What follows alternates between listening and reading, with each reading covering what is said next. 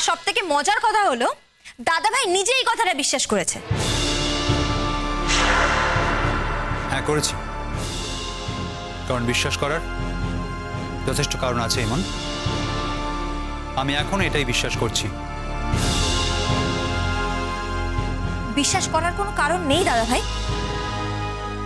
আমি আর বউ হয়ে যখন সবাইকে গ্যারান্টি করতে পারছি যে এই বাচ্চাটা ওর নয়, তখন ওর ভাই হয়ে কেন তুমি গ্যারান্টি করতে পারছো না সেটাই তো আমি বুঝতে পারছি না। পারছি না এই কারণে, কারণ রূপকথার সঙ্গে আমার কখনই তেমন কোনো সম্পর্ক হয়নি।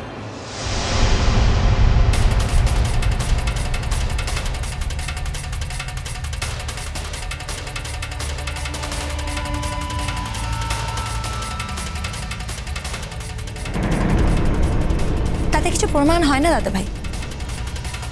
তাতে এইটা প্রমাণ হয় না যে এই বাচ্চার বাবা রণজয় চ্যাটার্জিকেই হতে হবে।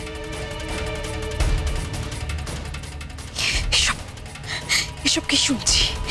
কি কি ভয়ঙ্কর কথাবার্তা এই সমস্ত! এসব কি বলছিস ইমন তুই? চুপ কর, চুপ কর। এসব কথা কানে শোনাও পাপ, বলতে নেই এসব। মা চুপ কর। অরূপ কথা ও কি বলছে? ও কি বলছে বলো দেখি, কি বলছে? ভয়ঙ্কর কথা তুমি কখনো ওকে বলেছো? এইরকম একটা কথা মুখ দিয়ে উচ্চারণ করলো কি করে, করতে পারে? বলেছি জেঠিমা, তবে ওকে বলিনি। যাকে বলার দরকার তাকেই বলেছি। কি বলেছো? দাদা আমি বলছি ঘরে চলো, ঘরে চলো, এসবের মধ্যে থেকো না। এসবের মধ্যে থাকবো না মানে? হ্যাঁ, আমাদের বাড়ির সম্মানের প্রশ্ন এখানে। এসব কথা মানেটা কি? তোমরা সবাই আমাকে শাসন করতে পারো, কিন্তু আমি যা বলেছি তা সত্যি বলেছি। এই বাচ্চার বাবা বাচ্চা নয়, রণ।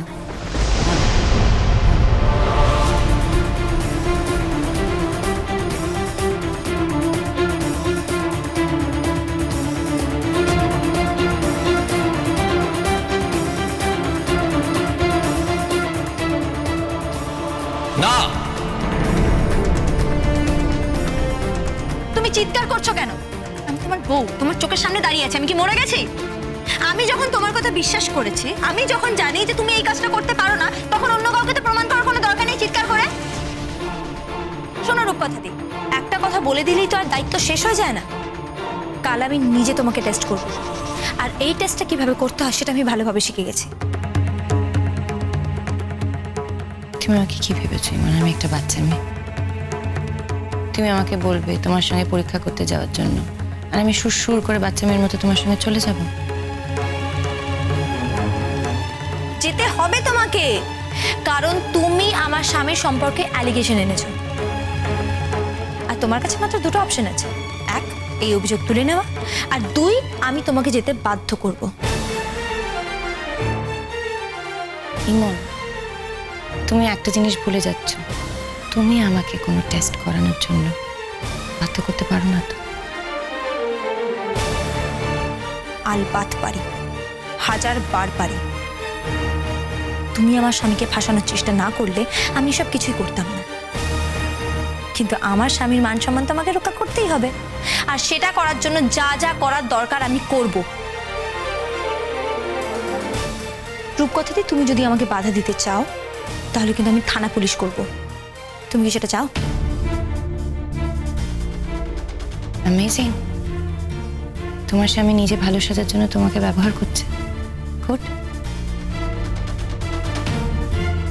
এই কথাটা বলে তুমি নিজেকে কোথায় না মানে তুমি নিজেও জানো না রূপকথা। এরপর তুমি কি মনে করো আমি জীবনে কখনো তোমার দিকে তাকিয়ে কথাও বলতে পারবো? এই কথাগুলো তো আমার তোমাকে বলার কথা, অথচ আমি অবাক হয়ে যাচ্ছি দেখে যে কথাগুলো তুমি আমাকে বলছো।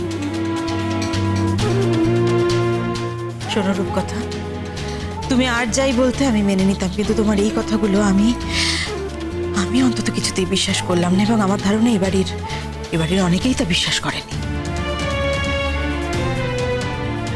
সেটা আমার দুর্ভাগ্য। ছি ছি ছি ছি ছি ঠাকুর, আমি জানি না, খুব মোটে জানি না কি ঘটতে চলেছে। এত কিছু করলুম, এত আনন্দ করলুম, আর এই পরিণতি। ও ঠাকুরপো, মেজ ঠাকুরপো, তুই কিছু বলো, কিছু বলো। আমার আর কথা বলার ভাষা নেই বুটু। এইসব কথা এবার ঠিক বাড়ির বাইরে যাবে, মাঝখান হবে। মানেটা কি? কি চাও তুমি? এটাই চাও যে এই কথাগুলো ঘরের ভেতরে অন্দরমহলে ঘুরপাক খাবে আর একটা মানুষ বিনা দোষে সাজা পাবে, তাই তো? তোমরা সবাই মিলে তাকে বয়কট করবে আর সেই মানুষটা মনের দুঃখে পৃথিবী ছেড়ে চলে যাবে। এটাই চাও তোমরা? আমার সিঁদুর মুছে যাকে এটাই চাও?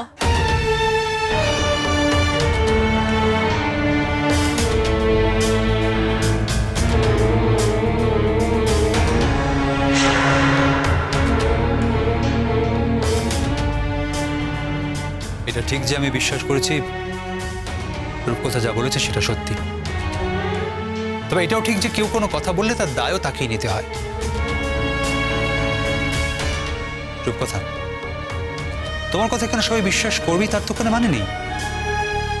তাই আমার মনে হয় ইমনের জন্য তোমার একবার এই পরীক্ষায় রাজি হওয়া উচিত। আমি ওর জন্য কোনো পরীক্ষা দিতে পারবো না। যার জন্য ঘটনা ঘটেছে সেই ঘটনার দায় স্বীকার করছে না, দ্যাটস ফাইন। আমি তার কাছে কোনো দাবিও রাখিনি, তাকে দায় স্বীকার করতেও বলিনি। তাহলে আমি শুধু শুধু পরীক্ষা করতে যাব কেন? আমার তো কাউকে কিছু প্রমাণ করার নেই। নিজেকে এত ছোট করো না রূপকথা, এত নিচে নিজেকে নামিও না। দেখতে খারাপ লাগে, এখন ভাবতেও খারাপ লাগে যে তুমি আমাদের বাড়ির এক বউ। এখন তুমি এরকম অনেক কথা বলবে না। আলবাত বলবে। এখন তো সবে তোমার রনর কথা বলা শুরু হলো, এরপর তো অনেক কথা শুনতে হবে তোমাকে রূপকথাতে।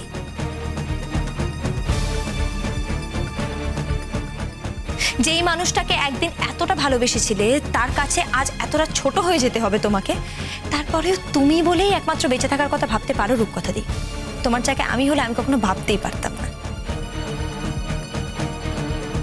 যাই হোক, তোমার জীবন তুমি কিভাবে লিড করবে সেটা তোমার ডিসিশন, আমি কিছু বলতে পারি না। কিন্তু তোমার কাছ থেকে প্রমাণ না নিয়ে না আমি ছাড়বো না তোমাকে। তোমাকে আজ রাতের মধ্যে ডিসিশন নিতে হবে তুমি কি করবে। তুমি প্রমাণ দেবে নাকি নিজের কথা উইথড্র করবে। তুমি যদি প্রমাণ না দিতে চাও তাহলে আমি একটাই কথা বুঝবো, তুমি যা যা বলছো সব মিথ্যে, তাই তুমি ভয় প্রমাণ দিতে চাইছো না। তাহলে তোমায় লিখিতভাবে জানাতে হবে তুমি যা যা বলছো সব মিথ্যে। শোনো রূপকথা দি, আমার স্বামীর মান সম্মান রক্ষা করতে হলে আমাকে তো এইটুকু করতেই হবে। অন্য কেউ হলে তো আমি এই অভিযোগ নিয়ে থানায় যেতাম।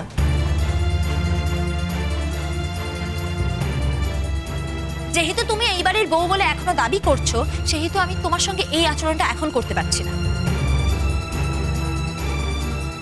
আর এসব কিছুই করবো না যদি তুমি পরীক্ষা দিতে চাও।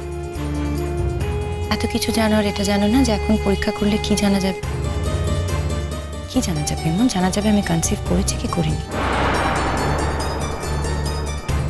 কিন্তু এই বাচ্চার বাবাকে সে বিষয়ে কোনো তথ্য পাওয়া যাবে না। ব্যাস এইটুকুতেই হবে। আমি শুধু এইটুকুই প্রমাণ চাই, আর কিছু না।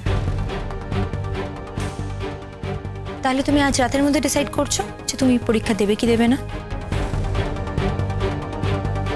তোমার কথায় কোনো রকম টেস্ট করানোর জন্য আমি আজকে বাধ্য বলে মনে করছি না।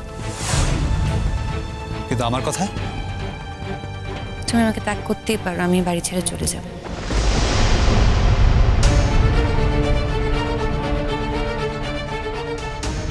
কিন্তু কোনো কিছু আমার প্রমাণ করার নেই এবং সেজন্য আমি কোনো পরীক্ষা দিতে পারবো না। That's fine. তুমি যদি এই বাড়ি ছেড়ে চলে যেতে চাও তাহলে এই বাড়ির কারোর যে খুব একটা তাতে আপত্তি থাকবে বলে আমার তো মনে হয় না। তাহলে যাওয়ার আগে তোমাকে লিখিতভাবে আমাকে জানাতে হবে যে তুমি যা যা বলছো সব মিথ্যে।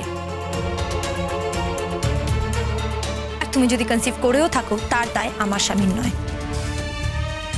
নিজের বড়ের উপর তুমি এত ভরসা করো ইমন? একটা মেয়ে হয়ে এখানে দাঁড়িয়ে এত অপমান সত্ত্বেও আমি কথাটা বলছি, তাও তুমি মেনে নিতে পারছো না। কুসুম দোলা কুসুম